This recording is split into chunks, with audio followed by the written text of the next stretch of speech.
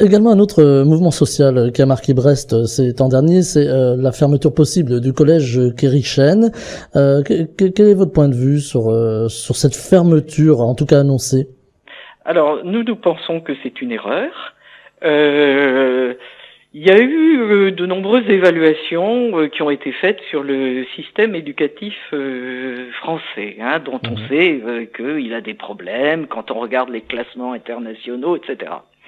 Et dans certaines de ces évaluations, on a mis en exergue que l'une des manières de lutter contre les discriminations et de faire un petit peu plus de mixité sociale dans l'éducation, c'était la notion de cité scolaire, c'est-à-dire on commence dès les petites classes et on va jusqu'au bac, voire au-delà, quand il y a des classes préparatoires ou des BTS.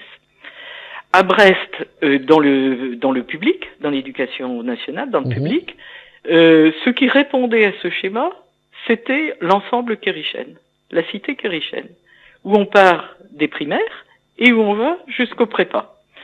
Et donc au milieu, il y a le collège. Voilà, c'est, d'après les experts, ce qui est le plus propice à la mixité sociale et à la réussite scolaire, donc des plus défavorisés. Alors comment expliquez-vous que, Eh que bien, ce qu'on fait à Brest, c'est la chose qu'on démolit.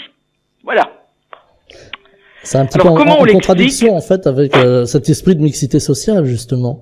Oui, ben nous le défendons bien entendu, puisque c'est quand même l'avenir de la France et puis la dynamique de notre agglomération. Hein.